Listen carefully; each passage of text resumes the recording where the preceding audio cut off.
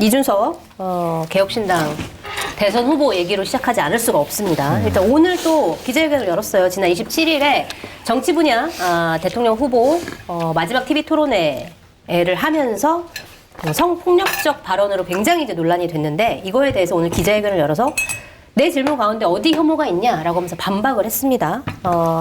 이렇게 설명을 했어요. 해당 표현은 제가 창작한 것이 아니라 이재명 민주당 후보의 장남 이동우 씨가 인터넷 커뮤니티에 직접 올린 글의 일부다. 성폭력적인 인터넷 게시글이 여성 혐오에 해당하는지 묻는 질문이었다. 내가 한 질문 가운데 어디가 혐오가 있냐? 성범죄자로 지탄받아야 할 사람이 누구냐? 자기 본인은 이제 이재명 후보의 아들을 검증한 거다 이렇게 주장을 했는데, 이거 어떻게 들으셨어요? 본인은 그렇게 얘기하지만 많은 분들이 그 얘기를 듣고 참 뭐 TV를 꺼버렸다라고 하는 분들도 있고, 네. 뭐 여러 가지로 불쾌한 감정을 드러냈다라고 하는 분들이 있잖아요. 네. 특히 이제 여성분들이 많은 그런 얘기를 저한테도 하시던데. 저도 정말 불쾌했습니다. 네. 그러면은 이제 혐오가 될 수가 있는 거잖아요. 그러니까 자꾸 이런 식으로 얘기를 하면 이준석 후보가 공감 능력이 떨어지는구나, 그렇게 비판받을 수가 있어요. 네. 그러니까 불쾌하게 생각을 하고 또한 혐오의 발언으로 느끼시는 분들이 있잖아요. 그러면은 뭐 본인은 지금 한 3-4번 정도 사과를 한 것 같은데, 네.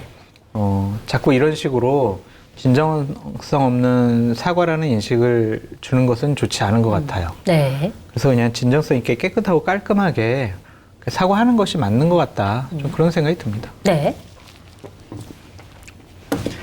문어를 드시고 계십니까? 다 드셨어요? 그럼 제가 조금 더 얘기를 할게요. 그러니까 좀 더 얘기하셨어야죠. 예. 애초에 좀 더 얘기를 했었어요. 언제는 또 너무 많이 다 얘기한다고 뭐라고 해요. 죄송합니다. 아니, 그래서 이제 이게 만약에 저 발언이 없었다면은 네. 지금 TV 토론회에서 이준석 후보가 김문수 후보를 어떻게 공격을 했고 이재명 후보를 어떻게 비판을 했고 논쟁에서 어떻게 이겼고 이런 게 주요 화두가 됐을 거 아니에요. 네. TV 토론에서의 승자는 그래도 이준석이 제일 잘했다라든지, 그러면 좀 마지막 한 6-7일 동안 판을 바꿀 수 있는 계기가 됐을 텐데, 계속 언론이나 방송에서 패널 분들 얘기하시는 거 보면 이준석이 잘못한 것 같다, 그런 부정적인 평가들만 계속 나오잖아요. 그렇죠. 그건 선거 전략에도 큰 실수가 아니었느냐, 좀 그런 생각이 듭니다. 네.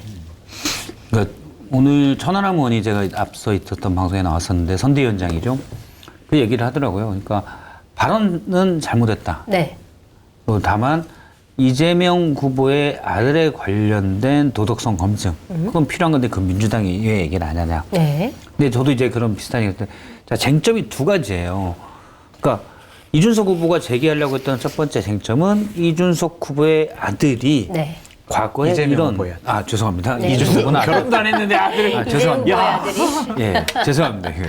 이재명 후보의 아들이 과거에 이런 음란한 표현을 해서 벌까지 받지 않았느냐라는 문제 제기가 있는, 하나의 쟁점이 있는 거고. 네.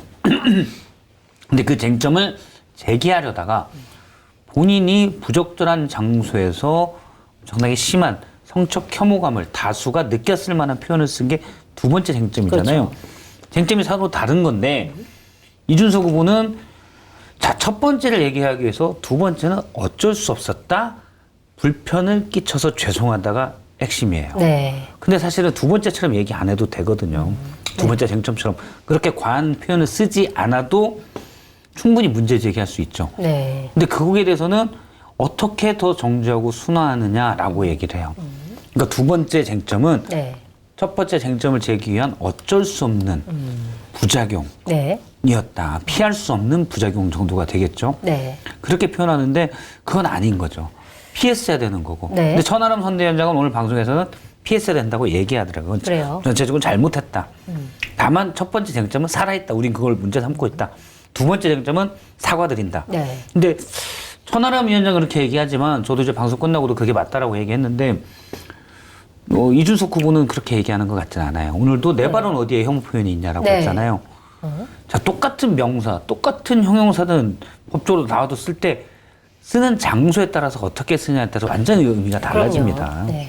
그거를 이게 왜 혐오 표현이라고 그러면 안 되죠. 특히 그 같이 나열돼서는 안 될 단어들이 몇 개만 같이 나열돼도 의미가 확 달라져요. 예. 맞습니다. 그리고 그 두 번째 쟁점 관련해가지고 이준석 후보가 방송에 나와서 뭐라고 얘기했냐면 2017년 대선 토론회 때 심상정 후보가 그 홍준표 전 대구시장의 그 돼지 발정제 그거를 하면서 공격했는데 왜 그거는 뭐라고 안 하냐 이렇게 얘기를 했는데 기사가 오늘 또 났더라고 뭐라고 얘기했는지 심상정 후보가 뭐라고 얘기했냐면 그 단어를 쓰지 않고 저는 성폭력 범죄를 공모한 후보를 경쟁 후보로 인정할 수가 없다 이렇게 완곡하게 맞아요. 표현했거든요. 그렇죠. 그렇기 때문에 이것도 비교할 수가 없어요. 기억에 좀 오류가 있었던 것 같아요. 심상정 후보도 사실은 그걸 얘기하고 싶었겠지만 얘기하는 게 어쩐 그렇죠. 이렇게 폭력이 될 수 있으니까 이렇게 순화해서 얘기를 하는 건데 이준석 후보는 그걸 안 했다라는 점에서 좀 차이가 있었던 것 같습니다. 예, 그러니까 방송에서 그러니까 왜 방송은 또 그래야 되냐라고 하면 방송은 불특정 다수가 보는 거고 특히 대선 TV 토론은 1,000만 명이 봤어요. 네. 시청률이 20%였기 때문에 다 합치면 그리고 유튜브 합치면 훨씬 더 봤죠. 그것보다도. 그런데 또 신문과 방송이 다른 점은 신문은 기사가 쭉 여러 지면에 있으면 내가 골라서 선택해서 보고 싶은 걸 보잖아요. 네. 방송은 시간 순서대로 쭉 나오기 때문에 쭉 보고 있다. 그러니까 되게 수동적이에요. 얘가 얘기해 주길 제가 그냥 들어야 되는 거예요. 엉겹결에 당할 수가 있는 거예요. 맞아요. 그래서 훨씬 더 조심하자라는 게 그런 취지가 있는 거거든요. 그런데 아무 국민들이 그런 거에 대한 분위기나 만약 이런 게 있다는 건 사실 무의식적으로 약간 준비를 하죠. 그리고 우리가 저도 웹툰을 자주 보시면 웹툰 볼 때보다 첫 회 딱 이렇게 나올 게 있습니다. 그 앞에 소개말에 혐오스러운 장면이 나올 수도 있으니 그런 게 있는 경우가 예. 있죠. 네. 그런데 혐오스러운 말을 그것도 상당히 혐오감을 느낄 만한 말을 그냥 예고도 없이. 전혀 어울리지 않는 자리에 했다. 그럼 더 충격이 크죠.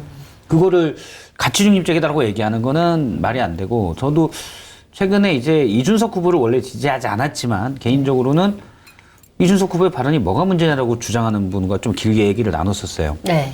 근데 그분 얘기는 나는 하나도 이상하지 않던데 저는 그분은 그렇게 생각할 수 있어요. 그러니까 1,000만 명이 들었으면 그 중에 600만 정도는 그럼 이재명 후보가 어떻게 답하는지 봐야지 별다른 혐오감을 못 느꼈을 수도 있어요. 네. 근데 400만이 느꼈다. 그럼 그건 큰 잘못인 거죠. 그렇죠. 400만이 그러면 지금 이준석 후보가 이해하지 못하는 건 그런 거예요.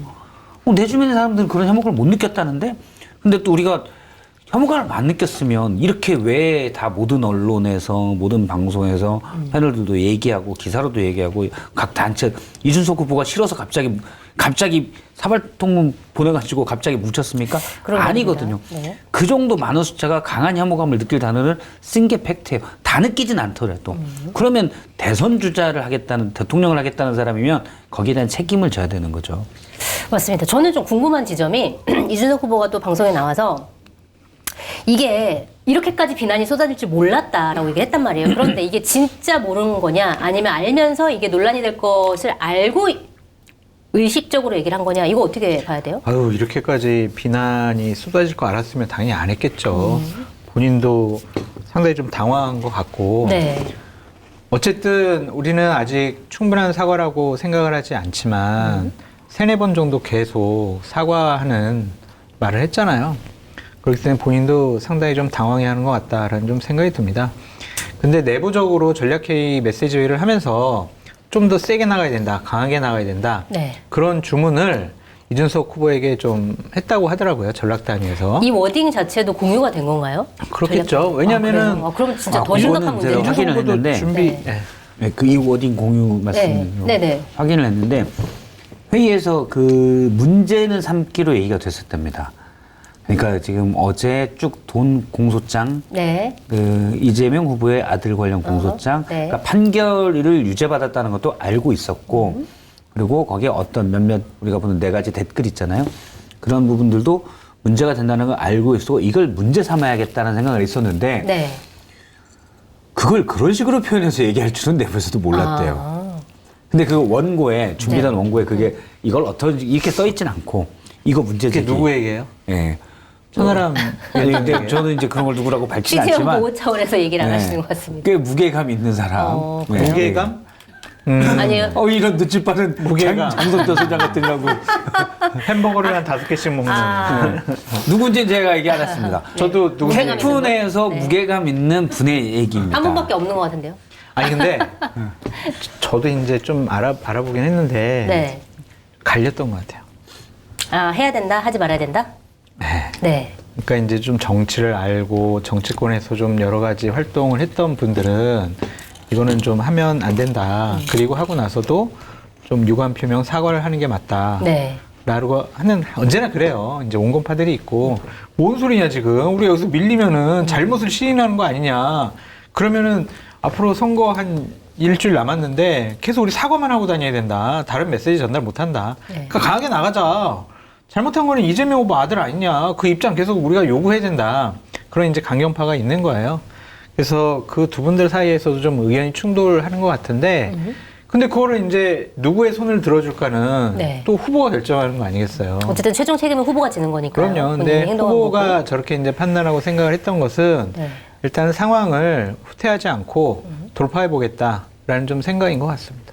알겠습니다. 그리고 사실 이준석 후보가 그러니까 이재명 후보의 아들에 대한 검증을 하는 차원이었다라고 얘기를 하는데 해야죠. 이 방식도 사실은 이게 그러면은 뭐 이재명 후보의 아들이 이렇게 얘기를 했는데 이거에 대해서 여성 혐오이 아니냐 이렇게 물어보는 게 아니라 그냥 뜬금없이 이런 발언이 있을 때 누가 이런 발언을 했다고 치면 이게 여성 혐오이 아니냐 이렇게 물어본 거잖아요. 이 방식이 그러니까 좀 잘못된 거 아니에요? 송채 관장님이 말씀하신 그 포인트가 우리가 똑같이 문제점으로 지적하는 부분들이죠. 네. 그냥 뜬금없이 갑자기 그냥 이렇게 얘기하니까 권영국 후보가 뭔 소리지? 당황해가지고. 네. 저희들도 이제 방송 보다가 저게 뭔 소리지? 라고 하면서 조금 듣기 불편한 그 단어들만 귀에 들리더라고요. 그래서 왜 저런 얘기를 할까 그렇게 생각이 들었는데 송채 반장님 말씀 맞아요. 그냥 정확히 좀 설명도 해주고 또한 뭐 이재명 후보 아들이 500만 원 약식 선고를 받았으면 그 부분에 대해서 검증 차원에서 이재명 후보에게 물어본다면 그게 뭐 우리가 이렇게 비판을 하겠어요. 근데 갑자기 그런 발언을 하고 또 당사자도 아닌 사람에게 하니까 이게 뭘까? 네. 그런 거였죠. 예를 들어서 제가 성폭력 가해자고 네. 장 소장님이 성폭력 피해자예요. 근데 같이 방송에 나왔는데 방송에 이제 같이 나왔어요. 그래서 가해자의 폭력성, 잔악성을 드러내기 위해서 사회자가 네. 성폭력이 당시 있었던 상황을 구체적으로 묘사하면서 당신이 이렇게 한 게 맞습니까? 저한테 얘기한다고 생각해 보세요. 이게 적절해요? 굉장히 부적절하죠. 굉장히 부적절하죠. 네. 피해자 앞에서. 네. 그러면 사람들은 무의식적으로 어떤 연상작용들이 나오게 돼요. 그래서 부적절한 거거든요. 피해자가 없어도 피해자가 누구다 그러면 그 피해자에 대해서 무의식적으로 머릿속에 상이 떠오를 수가 있고 그래서 부적절한 거예요. 물론 모든 사람이 나는 뭐 괜찮던데? 라고 생각할 수 있어요. 네. 이거는 폰트 25 정도는 되는 고딕체 T 분들 그럴 수 있습니다. 네. 그래서 저는 그분들은 뭐 이해해요, 당연히. 근데 다수가 그렇게 느꼈다면 어떤 방송에서 만약 사회자가 그렇게 했다면 방송 출연 정지예요. 그것도 대선 주자 그렇게 했는데 거기에 대한 나는 못 느꼈는데라고 본인은 못 느낄 수 있다고 생각해요. 네. 제가 볼 때 그리고 이준석 후보가 과거에도 보면 그렇게 공감 능력이 높지는 않은 것 같아요. 그 부분은 좀 이해할 수 있어요. 그런데 다른 사람이 느낀 거를 무시를 하면 안 되는 거죠. 거기에 대해서 그래서 사과를 그냥 어쩔 수 없는 피할 수 없었던 부작용이 아니라 그 전체가 잘못됐다라고 사과를 했어야 돼요. 네. 그러고 나서 쟁점 1을 따로 문제 삼는 건 상관이 없어요. 근데 그렇지 않는 모습을 지금 매번 보여서 그건 좀 실망스럽습니다. 그러니까 이준석 후보가 그러한 단어를 질문하지 않고 본인이 가진 지식과 지혜와 말빨을 갖고 충분하게 여성 문제라든지 젠더 문제라든지 여성 인권 문제라든지 또 여성 관련된 여러 가지 문제점과 관련된 거를 충분히 다른 후보들과 논쟁할 수 있고 논리적으로 본인 잘 설명하고 반박할 수 있었잖아요. 우린 그거를 원했던 거잖아요. 그럴 수 있죠. 그렇죠? 그럴 수 있죠 아니라 그래야죠. 그러니까 이준석 후보가 그렇게 했어야 되는 거죠. 그래 그런 걸 원했는데 갑자기 이제 저러한 단어를 쓰고 지탄의 대상이 되니까 저는 솔직히 너무 안타까운 거예요. 그러니까 보수파의 이제 미래라고 저는 생각을 하고 있고 대한민국의 미래 정치 지도자가 될 사람이다라고 생각이 드는데 저러한 잘못된 발언 실수를 하고 그것도 잘못됐고 또한 그 이후에 보여줬던 여러 가지 대처 대응 네. 본인의 인식 판단 이것이 과연 맞을까 많은 분들이 좀 잘못됐고 비판하는 지점에 대해서 본인이 못 받아들이는 것 지도자는 그러면 안 되거든요. 용기 있게 많은 분들이 잘못을 지적을 하면 잘못했습니다 라고 할 수 있는 용기가 있어야 해요.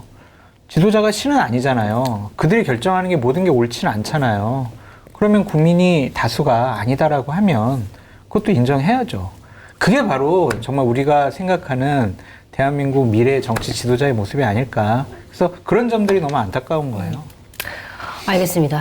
정말 그러니까 이준석의 미래가 어떻게 될지 좀 궁금한 대목인데 아까 말씀하신 것 중에 한 대목만 좀 더 짚고 넘어가면 첫 번째 그 쟁점 있잖아요. 예. 사실은 그러니까 후보자, 공직 후보자의 가족을 어디까지 검증할 것이냐라는 문제도 사실은 큰 쟁점인데 이준석 후보가 과거에 한 발언이 또 화제가 됐습니다. 작년에 2월 18일에 페이스북에 이런 글을 올렸어요. 이준석 후보가. 문명사회에서 연좌제에 동의할 사람은 없습니다. 저는 여야를 불문하고 가족의 일탈을 해당 정치인과 묶어서 비판하는 것을 지양해 왔습니다. 이렇게 얘기를 했는데 자, 본인이 이렇게 얘기를 해놓고 아들의 문제를 끄집어내는 것도 문제고 그러면 아들이나 아니면 부인이나 이러한 이제 여러 가지 문제에 대해서 어느 선까지 우리가 검증을 해야 되냐 이거는 어떻게 보고 계세요? 일단 이준석 후보의 말은 저도 사실 이제 나온 거에 거기까지 알고 있었는데 그 얘기가 나온 게 예를 들어서 새로운 미래로 합당을 논의할 때 그때 이제 전장현 박 대표의 배우자인 그 배복주 네. 그 대표인가요? 그분에 대한 뭐 그랬어요. 네. 그분에 대한 얘기였잖아요. 그럼 문제 삼으면서 시작이 된 거거든요. 그러니까 배복주 대표를 얘기하면서 자 배우자가 전장현의 박경석 대표인데 괜찮냐? 네. 이거는 연좌제라고 볼 수도 있지만 그래도 이 부분은 우리가 다뤄야 된다라는 게 당시 이준석 대표의 논리였죠. 네. 그는 뭐 어떤 사상이나 이런 것들을 같이 하고 비슷한 어떤 사회운동을 하고 있었기 때문에 그러면은 그럴 수 있다라고 봐요. 그리고 대통령의 경우는 배우자가 실제로 제2부속실을 또 만들어지고 있기 때문에 전 배우자에 대한 어느 정도의 검증 정도도 할 수 있다고 봅니다. 네. 근데 자녀는 저는 굳이라는 생각도 좀 들어요. 굳이 네. 이 정도 수준까지 검증을 해야 되나? 물론 뭐 문제 제기는 할 수 있다고 봅니다. 네. 문제 제기는 알고 보니까 그건 예를 들어서 후보자에 대한 대통령 후보자에 대한 또는 그 가족에 대한 걸 엿볼 수 있는 단서를 제공하는 거죠. 네. 집안 분위기가 어땠을까 혹시 물론 그게 결정적이거나 구속력 있다고 볼 수는 없지만 뭐 하나의 단서를 제공하니까 문제 제기는 할 수 있겠지만 그걸 검증한다? 우리 잘 좀 아들 딸 마음대로 안 돼요. 네. 그럼 예를 들어서 연예인들도 무슨 부모님 문제 때문에 비투 이런 분들 있잖아요. 뭐가 잘못입니까 그거 부모님 마음대로 안 되는데. 네. 그런데 예를 들어서 이철규 의원 같은 경우 때도 뭐가 있었냐면 만약 민주당이 그런 의도를 했다면 그것도 민주당이 잘못한 건데 이철규 의원 때 아들이 30대 아들이 마약이다. 그건 그 아들의 잘못인 거죠. 네. 근데 그때 문제 삼았던 건 이철규 의원이 혹시 이 사건이 그 아들에게 늦게 연락이 가고 소환이 늦게 되는데 거기에서 은폐하렸던 권력 행사된 건 아니냐 이 의혹이었죠. 네네. 저도 방송에서 그 의혹을 제기했어요. 아들이 다 컸으니 아들이 해결해야 될 문제예요. 근데 그게 없다라고 하면 사실 이철규 의원도 거기서 뭐 떳떳하다고 볼 수가 있겠죠. 그냥 네. 뭐 유감을 정도 표한다 정도면 되는 거죠. 저는 사실 그 정도 수준이라고 봅니다. 그럼 이 사건 같은 경우에도 이재명 후보의 아들이 댓글 때문에 벌금형을 받았으면 그냥 본인이 죗값을 치른 거고 만약에 그 과정에서 이재명 후보가 관여해서 뭔가 좀 죗값이 좀 낮아졌다거나 이러면 문제가 되지만 그러면 근데 문제가 지금 되죠. 이 상황에서는 이렇게까지 문제가 될 그렇죠. 필요는 없다 이렇게 보시는 그러니까 거군요. 네거티브로 문제적인 뭐 우리가 아주 순진무구한 정치를 하진 않았었기 때문에 문제적인 정도는 다 할 수 있다고 생각을 해요. 네. 근데 뭐 검증이다. 이래서 후보가 안 된다. 그것보다는 후보 아들이 이랬으니 이건 그냥 좀 가만도 생각해 보세요. 이 정도 톤으로 생각을 해요.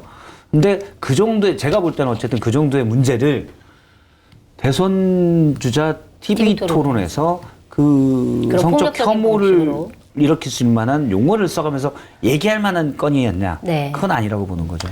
상당히 좀 어려운 문제예요.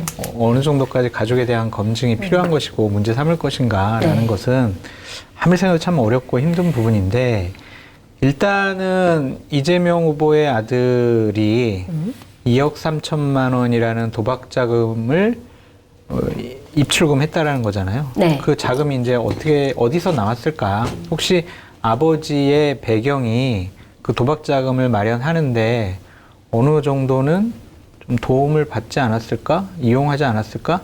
이제 그런 것에 대한 문제 제기는 얼마든지 할 수 있다고 봐요. 네. 왜냐면 우리가 장관들 인사청문회 보면 자녀가 이제 뭐 큰 돈벌이가 없었는데 갑자기 뭐 재산이 늘어났다든지 아니면 뭐 어느 집을 샀다라든지 네. 그러면은 그냥 그 후보자한테 혹시 당신이 도와준 거 아니냐 그런 거 아니면은 좀 자녀의 자금 출처 같은 거 내봐라 이렇게 요구할 수가 있는 거거든요. 그게 공직자로서 받아야 할 숙명 같은 거예요. 그런 거 검증하라고 청문회가 있는 것이고 그렇기 때문에 그냥 무조건 아들이 도박을 했기 때문에 그거는 아비로서 뭐 어떻게 할 수가 있었겠어라고 이렇게 보는 것은 조금 검증이라는 차원에서 보면 미진할 수가 있지 않을까. 네. 이 부분도 좀 이재명 후보께서 밝히시는 것이 오히려 좀 깔끔하지 않을까. 도박 자금이 어디서 나왔는지. 그런 생각도 듭니다. 네. 그러니까 예를 들면은 그게 막 입출금이니까 한 500만 원 가지고 했는데 또 돈을 뺐다가 다시 넣었다가 막 이럴 수도 있잖아요. 사고 팔고 하면서 그 액수가 이렇게 늘어날 수도 있으니까 그런 것도 명확히 좀 밝히시면 깔끔하지 않을까. 근데 그 부분은 문제 삼을 수가 있어요. 왜냐하면 그건 대부분 사실 탈세랑 연결되는 부분이거든요. 증여세를 내지 않고 증여가 될 수 있으니. 그렇죠. 증여세에 대한 부분이 연결될 수가 있기 때문에 그 부분은 문제 삼아서 하지만 그 부분은 해명하거나 그러면 되고 아마 도박 자금은 보통 누적해서 반복해서 사용된 제가 정확히 모르겠지만 그 부풀려질 수 유삼천이 있는 거예요? 그런 식으로 반복해서 그 계산됐을 수도 있고 그냥 말씀하신 것처럼 일이 없었던 아들이 어디서 이 돈이 났냐 혹시 집에 아버지가 비자금을 쌓아놨어? 또는 아버지가 미리 현금으로 증여를 했어? 이런 부분들은 의혹을 가질 수가 있죠. 네. 근데 저는 나머지 부분 아들 어떤 성정이나 태도 이런 부분에 대해서는 아이고 자식 가지고 고생 좀 하겠네. 또는 아버지로서는 좀 실격인데 이 정도의 그냥 감정만 가지면 된다라고 봅니다. 근데 이런 적이 있었다. 한 되게 유명하고 권한이 많은 정치인이었는데 하여튼 사위가 결혼하기 전에 마약을 한 거야. 네. 그걸 어떻게 해? 이미 결혼했는데. 결혼했는데 어떻게 하냐고. 그냥 사귀기 전에 마약을 했는데 그걸 어떻게 아냐고. 그런데 정치적으로 어마어마한 타격을 받았고 정치 인생이 끝난 거 아니냐라고 평가받지 받았거든요. 네. 그러니까 이게 검증의 잣대가 이 공직을 하거나 아니면 국민을 대표하는 자리에 있으면은 보다 더 엄격한 건 사실인 것 같아요. 근데 그것이 어느 정도 해명이 안 되고 국민을 설득할 수 없으면 그러면 또 이제 국민의 대표나 국민을 위한 일을 할 수 없는 거고 그걸 설명 잘해서 용인이 되면 그럼 또 일을 할 수 있는 거고 좀 그렇다고 보여집니다. 기준은 없는 것 같아요. 네, 알겠습니다. 자, 저는 그리고 사실 뭐 애들 키울 때 그렇게 얘기를 해요. 대부분 장성해 있지만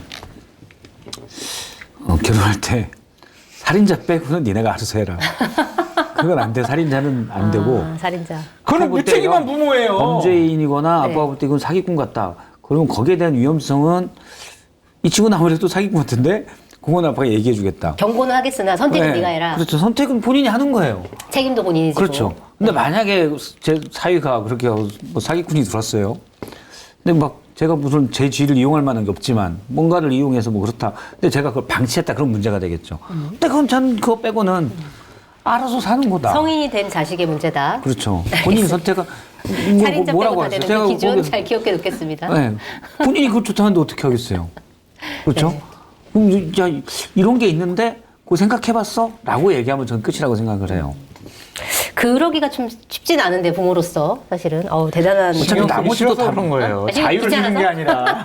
어차피 나머지도 다 말을 안 듣기 때문에 해봐야 안 듣기 때문에 알겠습니다. 자 일단 그리고 민주당이 오늘 얘기한 게 어제 이준석 후보를 허위사실 유포 혐의로 고발을 했다 오늘 이렇게 밝혔습니다. 그러니까 이게 어떤 의미인지는 약간은 애매하긴 해요. 이게 이재명 후보의 아들이 그 글을 썼다는 것인지 아니면 그 글을 쓴 것과는 좀 다른 얘기를 이준석 후보가 했다라는 것인지 이게 그래서 이렇게 고발을 한 상황에서 이준석 후보가 이거 관련해가지고 실제로 법적인 책임을 받게 될까? 이것도 좀 궁금한 지점이거든요. 어떻게 보세요? 어쨌든 뭐 당선이나 낙선을 목적으로 허위 사실을 얘기를 하면 네. 분명히 이제 법적인 처벌을 받게 되겠죠. 법에 그렇게 되어 있으니까 공직선거법에. 그런데 이제 민주당의 이런 대응이 과연 현명한 것이냐. 이거를 이제 법적 처벌을 하고 문제 제기를 한다라고 그러면 국민들이 한 번 더 뭔 일이 있었지? 또 이제 찾아볼 수 있다. 네. 이재명 후보 아들이 뭐 도박하고 뭐 또 댓글 이상한 거 썼나? 또 찾아보게 되고 또 기억을 상기하게 되고 그러잖아요. 네. 그것이 과연 맞을까? 지금은 그냥 무난하게 평탄하게 가는 게 이재명 후보 당선되는데 그다지 뭐 큰 어려움이 없을 것 같거든요.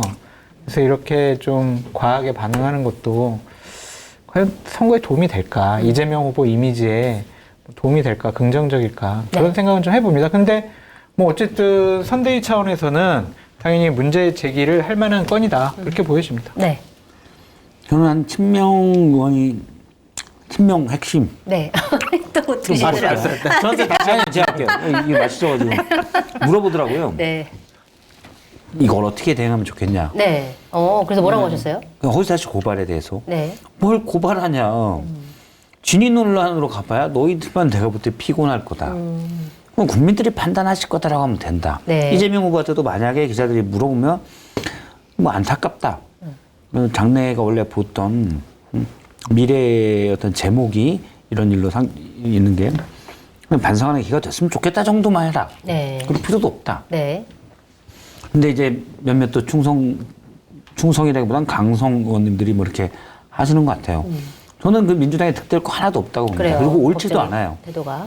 본인들은 허위사실 고발죄 물론 그 본인의 당선을 위해서라는 부분이고 지금 아마 타인의 낙선을 위해서이기 때문에 이 부분은 빠져있다고 주장하겠지만 네. 크게 보면 그러면 행위라는 거에 대해서 이걸로 이런 거에 대한 표현의 자유를 좀 더 열어주자라는 맥락에서 보면 똑같은 거예요. 그런 법을 이제 개정안을 내기까지 했는데 개정안을 내놓고는 지금 대선 국면에서는 다 걸겠다고 해요. 그리고 제가 볼 때는 허위사실이 그 이준석 후보가 명확히 얘기했던 그 표현, 네.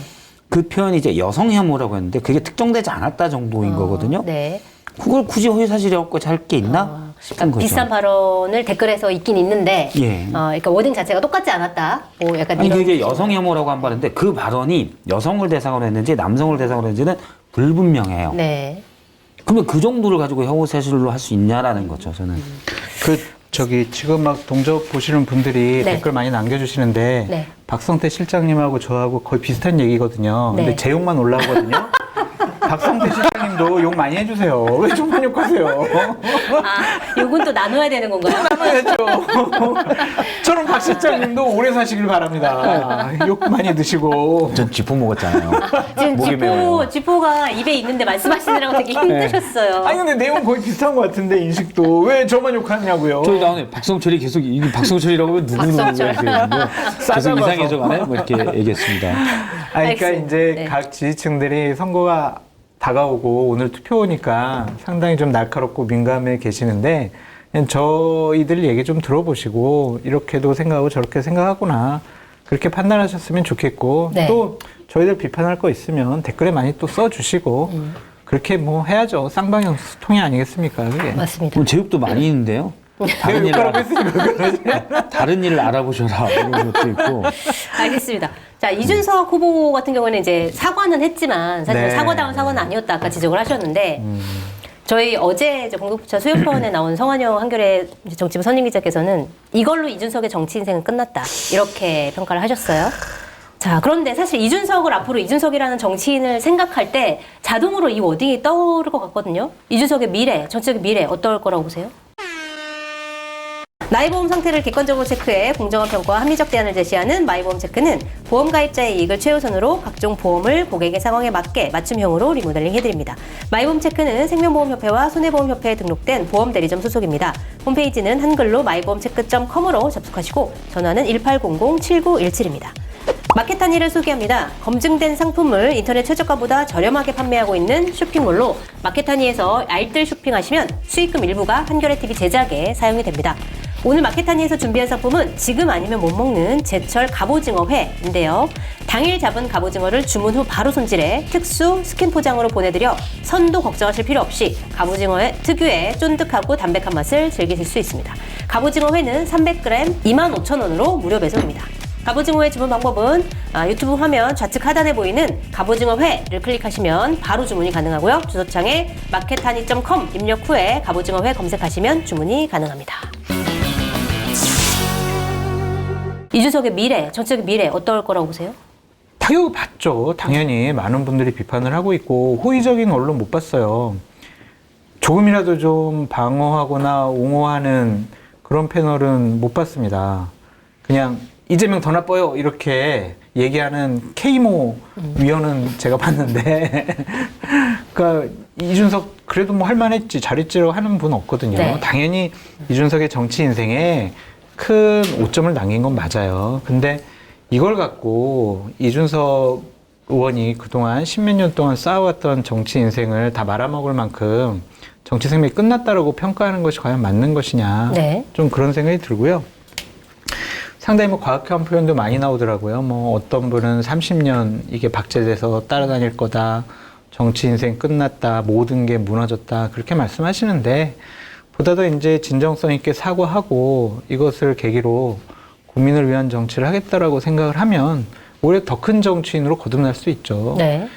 만약에 이준석 후보가 이 발언만 가지고도 정치 생명이 끝났다라고 하면 김문수 후보나 이재명 후보 같은 경우에 과거에 정말 논란이 되는 많은 발언들을 했잖아요. 그것을 다 극복하고 이겨내고 또 중간중간 진정성 있는 사과도 하고 그러면서 이분들도 대선 후보 됐잖아요. 그리고 한 분은 이제 대통령 될 가능성이 많은데 이걸 가지고 한 젊은 정치인의 인생을 재단하는 것은 그렇게 썩 좋아 보이지 않고 과한 비판이 아니냐 좀 그런 생각이 듭니다. 그 어쨌든 선행되는 거는 진정한 사과가 있어야 된다라는 거는 이제 그건 분명히 있어야 되는 당연하죠. 거네요. 당연하죠. 정치 인생이 끝났다고 볼 수는 없을 것 같아요. 김문수 후보도 지금 대선 주자잖아요. 저는 김문수 후보다 낫다고 생각합니다. 네. 이준석 후보가. 그래서 그 탄핵 반대를 외친 김문수 후보도 대선 주자고 제가 볼 때 40%는 못 넘겠지만 그 근처까지 국민적 지지를 얻어가고 그 정도면은 사실은 상황에 따라서는 대통령이 될 수도 있는 이번엔 안 되겠지만 물론 다음도 없죠. 네. 그러니까 그런 정도의 상황이라면 모르는 상황인 거잖아요. 그래서 뭐 아예 끝났다고 볼 수는 없지만 저는 이 얘기는 그 상대가 누구냐 이런 거에 따라서 복잡하게 또 영향을 미치니까요. 그런데 이준석 후보가 이런 식이라면 네. 본인이 얘기했던 정치 교체, 세대 교체, 정치 개혁과는 거리가 멀다. 그냥 젊은 김문수 또는 젊은 윤석열 정도가 될 수밖에 없다. 네. 그게 물론 윤석열 후보도 어쨌든 이전에 대통령이 됐었으니 나중에 대통령이 될 수도 있겠죠. 근데 뭐 아는 분들이 볼 때는 그냥 똑같이 운 좋아서 여러 구도에 따라 운 좋아서 됐다라고 생각하지 정말 개혁의 기치를 하고 그걸 실현시키게 됐냐? 그건 갸우뚱할 수밖에 없죠. 우리가 윤석열 전 대통령을 비판하는 지점이 한 100가지가 넘지만 그중에 중요한 게 하나가 분명히 우리는 윤석열 전 대통령은 잘못했다라고 생각을 하고 그 부인도 잘못했다라고 생각을 하는데 사과를 안 했어요. 네. 잘못했다고 인정을 안 했습니다. 그러니까 국민들의 분노가 점점 쌓여졌던 거고요. 저렇게 불법적인 비상계엄을 했을 때 탄핵돼야 된다라고 국민들이 생각을 하고 인식을 하고 거리에서 압박을 했었잖아요. 탄핵됐을 때 많은 국민들이 찬성을 하고 거리에서 박수를 쳤잖아요. 그렇게 될 수가 있어요. 이렇게 잘못을 인정하지 않으면. 네. 고 노무현 대통령은 저랑은 다른 진영에서 정치를 하신 분이지만 그분 참 존경스러운 것은 국익을 위해서 자기 소신도 버릴 때가 있었고요. 잘못한 거 있으면 정말 죄송합니다. 잘못했습니다. 면목 없습니다. 이렇게 진정성 있게 사과하셨거든요. 그래서 우리가 지금도 고 노무현 전 대통령을 그리워하고 막 그분 이제 돌아가셨을 때 기일에는 다 같이 뭐 추도도 하고 막 그러잖아요. 네. 그게 지는 게 아니에요. 그게 이제 본인의 정치적인 소신을 꺾는 게 아니라고요. 그러니까 민심과 자꾸 맞서려는 그러한 모습은 보이지 않았으면 좋겠다. 그런 생각이 듭니다. 만약에 지금 이 추세대로 다음 주 화요일까지 간다 그랬을 때 이준석 후보는 사실 10% 득표율을 이제 넘보고 있는 상황이었는데 득표율이 좀 많이 영향을 미칠까요? 몇 % 정도 될 것 같아요? 저는 두 자리 숫자 10%는 넘을 것 같아요. 아, 그래요? 그럼에도 불구하고 이런 논란이 없었으면 15%까지도 나왔을 것 같은데 네. 이 논란으로 좀 확장하는 것은 좀 힘들어져 보였고 지지했던 분들도 실망을 해가지고 지지 철회하는 분들도 있고 그래도 나는 이준석을 찍을래. 다른 사람들보단 나은 것 같아. 그렇게 이제 판단하는 분들도 계시더라고요. 그런데 이제 지금까지의 추세를 보면은 어쨌든 좀 두 자리 숫자. 네, 10%는 넘는다. 10%를 넘어서 한 10.33% 정도. 10.33%. 네, 다음 두 주에 자리 바로 숫자. 검증 들어갑니다. 네. 맞췄는지 아닌지 나옵니다. 네. 저는 사실은 이 발언이 없었다면 네. 13% 정도까지 갈 수 있다라고 예상을 했었는데 네. 떨어질 것 같아요. 10%를 못 넘길 것 같아요. 네. 제가 다른 방송에서 뭐 8.5, 9 정도 예상했었는데 그 정도가 되지 않을까 싶습니다. 어쨌든 영향은 있을 것이다. 두 분 다 그렇게. 그럼 우리 갑오징어 내기 한번 하시죠. 정말 맛있는 갑오징어. 정말. 이건 네. 내기 13번인가요? 네. 알겠습니다. 아, 그렇게 많아요? 내기. 13번이에요 벌써? 13번째 내기? 갑오징어를 한 13번 사야 되는 건가요? 지금 돼지고기 100인분이 걸려 있고요. 아니 자, 그리고 단일화는 이제 끝난 거라고 보면 되는 거예요? 이제 끝났어요. 김문수 후보는 끝까지 애초에 매달리는 없었어요. 것 같은데. 이제 노래 하나 하고 싶어요. 네, 쇼 하세요. 끝은 없는 거야. 이게 쇼가 말이 되냐고요 이게. 어제 김문수 후보 봤잖아요. 네. 그것도 서가지고 막 이제 애절하게 정말 절실한 모습 보인 게 아니라 그냥 앉아가지고 휴대폰 이렇게 보는 모습. 보통 저런 모습 보이려면요 이준석 후보 의원 사무실 문고리를 잡든가 막 두드리든가 아니면 멍하니 서 있든가 네. 이런 모습을 연출했어야지. 앉아가지고 이렇게. 여기가 왜 여기 없어? 막 이제 이 말이 되냐고. 우리 목사님 영상 또 올렸나 보자. 뭐 이런. 그걸 찾아보고 있었을 것이다. 알겠습니다. 자, 이번에는 대선 이후로 한번 가보도록 할게요.